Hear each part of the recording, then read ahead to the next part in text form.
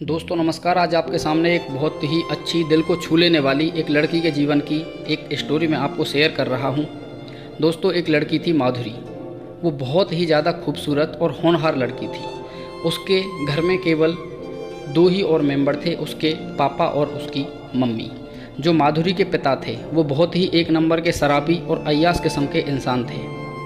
वो घर में ना कुछ काम करते थे और ना ही कुछ देखभाल करते थे, और ना ही वो एक तरीके से जैसे घर में एक बड़ा इंसान होता है उस तरीके से रख रखाव और देखभाल करता है। कुछ उनकी जिम्मेदारियों को उनका कोई एहसास नहीं था। वो एक नंबर के शराबी और उनके अंदर अनेक नशा करने की जैसी आदत थी और एक अय्याश किस्म के इंसान थे। धीरे धीरे जब ऐसे ही वक्त जा रहा था तो माधुरी ने सोचा क्यों ना मैं एक प्राइवेट जॉब करूं और अपनी माँ के लिए 2 वक्त के खाने का कुछ इंतज़ाम करूं।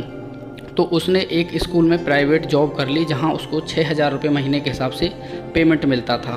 तो माधुरी के पिता वो अपनी बेटी की कमाई में से भी आधा पैसा दवा और दारू में ही उड़ा देते थे। कुछ दिन इस तरीके से बीत गए। माँ और बेटी बहुत ज़्यादा परेशान थीं।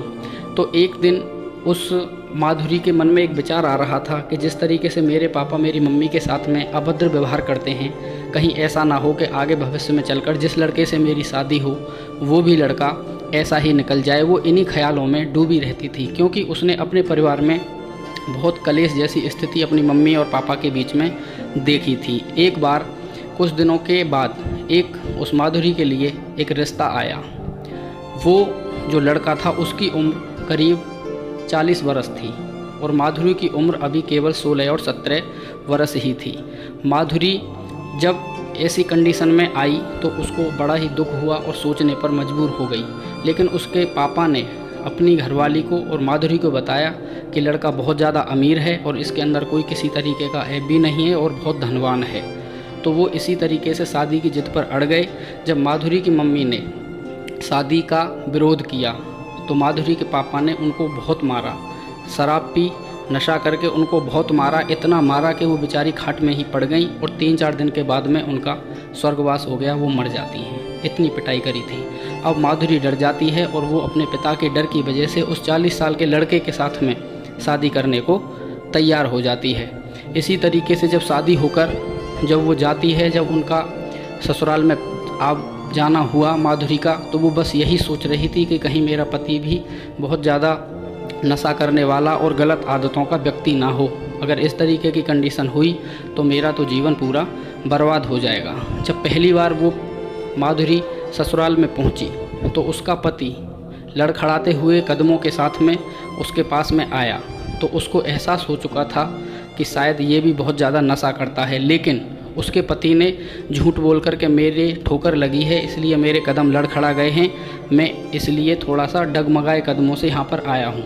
तो उसने उस बात को संभाल लिया, क्योंकि माधुरी भी अपने पिता को इस तरीके से देखती थी तो उसे आदत पड़ी हुई थी, तो उसने इग्नोर कर दिया। इसी तरीके से कुछ दिन तक चलता रहा। तो उसका जो पति था माधुरी का, वो रात को देर से घर आता था, कई दिनों तक घर से बाहर भी रहता था, कुछ काम धंधा नहीं करता था। तो एक दिन माधुरी को खबर पड़ती है कि उसका पति अफीम, चरस, गांजा और शराब जैसी गलत आदतों का आदी है। तो उसको बहुत दुख हुआ। तो जब वो एक दिन लड़खड़ाते हुए कदमों से घर आया तो आते ही माधुरी ने अपने पति से पूछा कि मैंने जो आपके बारे में सुना है क्या वो सही है। तो उस बात को सुनकर उसे बहुत गुस्सा आया और वो बोला तो अच्छा, तो आज तुझको मेरी सब बातों का पता चल चुका है, तो अब मैं तेरे साथ जो बाजारू लड़कियों के साथ में सलूक करता हूँ, अब मैं तेरे साथ ऐसा ही अभद्र व्यवहार करूँगा। तो जब इस बात का विरोध माधुरी ने किया तो उसने माधुरी को भी बहुत मारा और ज़बरदस्ती उसको अफीम पिलाई और उसके साथ में संबंध बनाए संभोग किया। इस बात को सहन करके माधुरी बहुत ज़्यादा रोई और वो घबराने लगी। अब उसके पति का अत्याचार उसके प्रति दिन प्रतिदिन बढ़ता ही जा रहा था। संयोगवश अब वो गर्भवती हो जाती है और कुछ दिन के बाद में एक बहुत ही प्यारी सी बेटी को जन्म देती है। तो जब सबको पता चला कि घर में इसने बेटी को जन्म दिया है तो अब तो माधुरी का पति भी उसको मारता और उसके सास ससुर भी उसको उल्टा, कलमुही और पता नहीं बहुत ज़्यादा ख़राब नामों से उसकी बेइज्जती करते कि कलमुही तू हमारे घर में पता नहीं कहाँ से आ गई और तू हमारे घर को एक बेटा ना दे सकी, और उसको मारते और पीटते। अब तो वो धीरे धीरे और भी ज़्यादा दुखी रहने लगी। कुछ दिन के बाद में उसकी बेटी ने चलना शुरू किया तो उसको बहुत ज़्यादा चिंता सताने लगी कि अब तो मुझे ही कुछ करना पड़ेगा, अन्यथा तो मेरी बेटी का भी जीवन बर्बाद हो जाएगा। कुछ दिन के बाद में माधुरी ने एक प्राइवेट कॉलेज में अप्लाई किया, इंटरव्यू दिया, तो 17,000 रुपये महीने के हिसाब से उसकी जॉब लग जाती है और वो वहीं पर जाकर रहने लग जाती है जहाँ पर वो प्राइवेट स्कूल था। और स्कूल में और सुविधाएं भी थीं, रहना खाना भी फ्री था।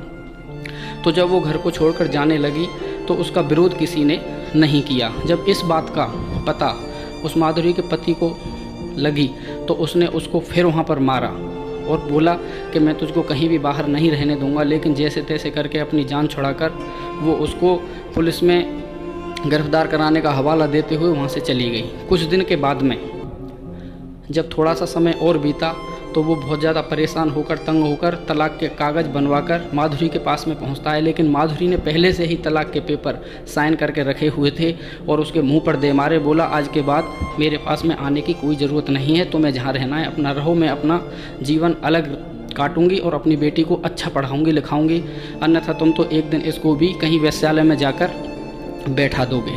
दोस्तों, जब माधुरी का पति घर वापस आ गया तो उसने और ज़्यादा शराब पी और अफीम खाया और चरस गांजे इस तरीके के नशा किए और उसने एक वेश्यालय में तो किसी लड़की के साथ में शादी कर ली। वो लड़की इतनी ज़्यादा ख़राब थी कि उसने उस माधुरी के जो पति के माता पिता थे उनको भी जहर देकर मार दिया और जो माधुरी का पति था उसकी सारी धन और दौलत अपने नाम करवा ली और धक्के देकर उसको घर से बाहर निकाल दिया। जब उसको घर से धक्के देकर बाहर निकाला तो अब उसको कुछ धीरे धीरे समझ में आने लगा। फिर तो दीवारों पर काले कोयले से अपनी दास्तान लिखता फिरता कि मैं बहुत ज़्यादा परेशान हूँ। वो एक दिन रोता फिरता इसी तरीके से माधुरी के पास में पहुँचा, लेकिन जब तक बहुत देर हो चुकी थी क्योंकि अब तो वो भी जो इंसान था जो दारू पीता था, जो शराब पीता था, वो भी बूढ़ा हो चुका था और उधर माधुरी की बेटी भी जवान हो चुकी थी।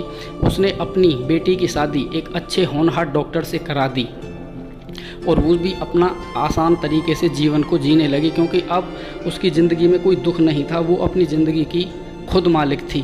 दोस्तों, कहीं ना कहीं हमारे इस समाज में लड़कियों को पराया धन माना जाता है। लड़कियों के साथ में ऐसी भेदभाव जैसी कल्पनाएं करी जाती हैं। वो हर माँ बाप की ड्यूटी होती है कि वो अपनी बेटी के लिए उचित शिक्षा दें, जहाँ भी उसकी शादी करें देखभाल करें, क्योंकि जब एक बार शादी हो जाती है और अगर उसकी ज़िंदगी में उसका पति ही खराब हो, उसका रखवाला ही खराब हो, तो उसकी ज़िंदगी तो नरक हो ही जाएगी। अब आपको क्या लगता है कि माधुरी ने उस घर को छोड़कर और नौकरी करके अच्छा कदम उठाया और अपनी बेटी को एक अच्छे घर में शादी करके विदा कर दिया? आपको कहानी कैसी लगी, स्टोरी कैसी लगी, तो आप कमेंट बॉक्स में अवश्य बताना। धन्यवाद।